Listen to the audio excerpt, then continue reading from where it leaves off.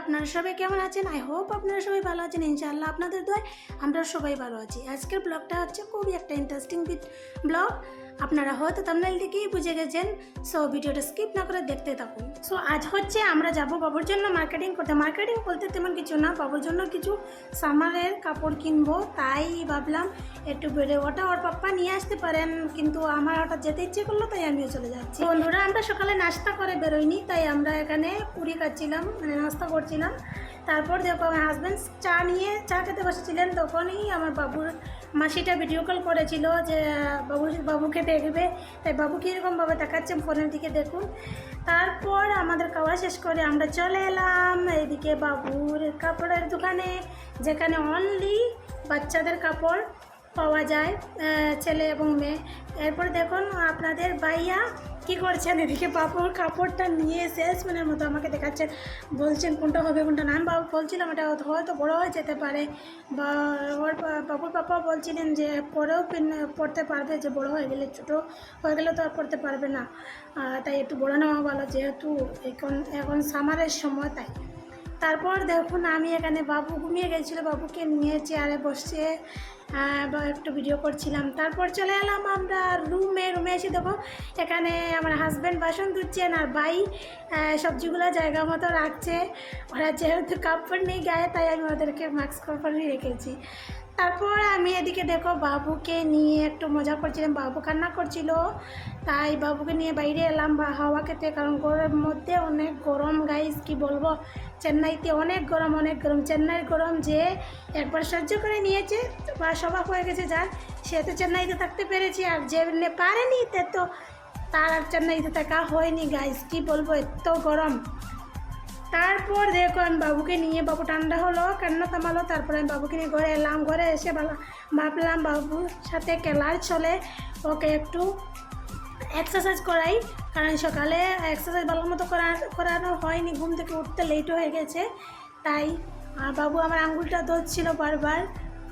ও এখন না, ওর হাতের মুঠোটা খুব সুন্দর করে শক্ত করে ধরতে পারে, অ্যান্ড আঙ্গুলটা দিলে, আঙ্গুল বা যে কোনো জিনিস দিলে খুব শক্ত করে ধরতে পারে। সো গাইস, এই স্টেপটা হচ্ছে বাচ্চাদের যত বেশি এক্সারসাইজ করাবেন, যত বেশি করে অয়েল ম্যাসাজ করবেন, অ্যান্ড ভালো করে ডেইলি গোসল করাবেন, তার মধ্যে থেকে বাচ্চারা সুস্থ এবং স্বাভাবিক থাকতে পারে, অ্যান্ড খুব বেশি করে ভালোভাবে অ্যাক্টিভ থাকতে পারে।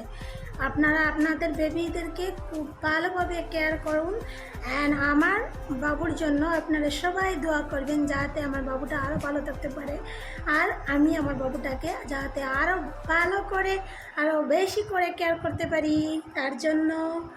সো তারপর আমি বাবুর সাথে কথা বলছিলাম, ও দেখো কীরকম করছিল, মুখটা যেমন আমাকে কি বলছে জানি না, আর বারবার আঙ্গুলটা টাট করে ধরছিল, আমিও ধরানোর চেষ্টা করছিলাম আঙ্গুলটা।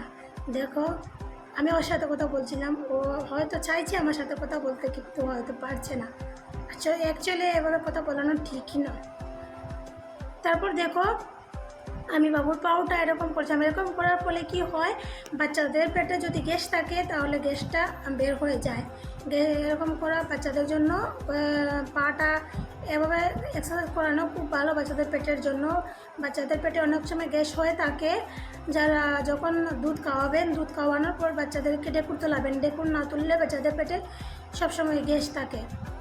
সো তারপর দেখো আমি বাবুকে এক্সারসাইজ করাচ্ছিলাম, বাবুও খুব মজা পাচ্ছিল। আমার বাবুটা না এক্সারসাইজ করাতে একদমই কাঁদে না, তাই এক্সারসাইজ করাতে ওকে সুবিধা হয়, আর খুব ভালো লাগে। তারপর বন্ধুরা বাবুকে নিয়ে এলাম বাইরে চুল কাটার জন্য। আমি বাবুকে বলছিলাম, বাবু আজকে তোমাকে তো নেড়া করে দেবো, তোমার মাথার চুল পেলে টিল লাগিয়ে দেবো। হাসছিল, আর আমি ভিডিও করছিলাম, বারবার তাকাচ্ছিল, মোবাইলটা ধরার চেষ্টা করছিল, ওর পাপ্পাকে খামসা মারছিল বারবার উনি। তারপর গাইজ ওর বাবা ওর চুলটা কাটছিলেন, অ্যান্ড ওর চোখের মধ্যে চুল ঢুকে যাচ্ছিল, ওর বাবা চুলটা বের করে দিলেন।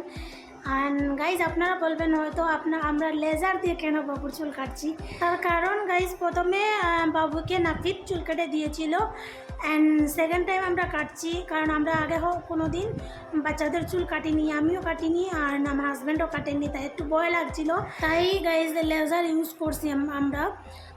যারা আপনারা জানেন না বাচ্চাদের চুল কাটতে, এরকমভাবে কাটবেন, তাহলে কোনো রিস্ক থাকে না। আর বাবুর তালুটাও না খুব নরম ছিল, মাথাটা খুব সেন্সিটিভ, বাচ্চাদের মাথাগুলো খুব সেন্সিটিভ হয়, নরম হয়, তাই আরও বেশি ভয় লাগে। সো বাবুর চুল কাটছিলাম, অ্যান্ড বাবু বারবার তাকাচ্ছিল, দেখো একটু কান্না করেনি আমার লক্ষ্মী বাবুটা। সো দেখো তারপর বাবুটা নেড়া হয়ে গেল। ও গাইস, বাবুকে আমি বলছিলাম, বাবু তোমাকে তো নেড়া করে দিয়েছি। মজা আয়া। তারপর বন্ধুরা আমি ভিডিও করছিলাম, অ্যান্ড ওর বাবা ওর দুজন হাতটা ধরে আছেন, যেহেতু ওর গায়ে ছোটো ছোটো চুলগুলো পড়েছে, মুখে হাত দিলে পেটে চলে যাবে, তার জন্য ওর বাবা আর ওকে এভাবে ধরে আছেন। আর দেখো ওর চুলটা পুরো আমরা দুজন মিলে কেটে নিয়েছি। অ্যান্ড তারপর বাবুটা খুব কান্না করছিল, যেহেতু প্রথমে কান্না করেনি, তারপরে কান্না করার কারণ হলো ওর গায়ে ছোটো ছোটো চুল পড়েছিল, চুল কাটছিল, তাই হয়তো কান্না করছিল। তারপর ওকে স্নান টান করিয়ে দেখো আমি এখানে বিছানা ঘুম পাড়িয়েছি ওর বেডে। সো গাইস, ঘুম পাড়ানোর পরে ভাবলাম যেহেতু গরম আছে তেমন কোনো প্রবলেম নেই, বাট প্রথমবার তো কেটেছি, ও খুব ছোটো ছিল, এখন দ্বিতীয়বার কেটেছি, হয়তো ঠান্ডা লেগে যেতে পারে, তাই ওকে টুপি পরিয়ে দিলাম, এই কটনের টুপিটা পরিয়ে দিলাম। যেহেতু টুপিটা পরেছিলাম খুব শক্তভাবে লেগে হয়ে গেছে মাথার মধ্যে। তারপরে গাইস এখানে দেখো রান্নাবান্না হচ্ছিলো, আমরা খাওয়া দাওয়া করবো, খাওয়া দাওয়া করে তারপর আপনাদের সাথে এসে কথা বলছি। তো গাইস তারপর আমরা খাওয়া দাওয়া শেষ করে চলে এলাম বাবুর কাছে। বাবু এসে দেখছি বাবুকে যেভাবে ঘুম পাড়িয়ে দিয়েছিলাম সেই একইভাবে ও শুয়ে আছে, একটু নড়াচড়া করেনি।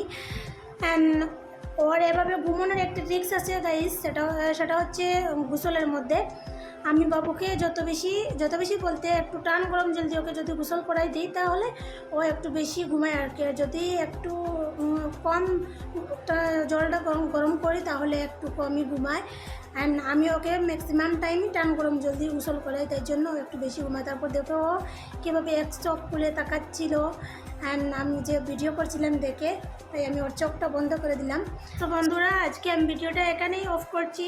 আপনাদের যদি আমাদের ভিডিওটা ভালো লেগে থাকে তাহলে অবশ্যই আমাদের চ্যানেলটি সাবস্ক্রাইব করে আমাদের পাশে থাকবেন। আজকের মতো বিদায় নিলাম, টাটা, বাই বাই, খুদা হাফিজ।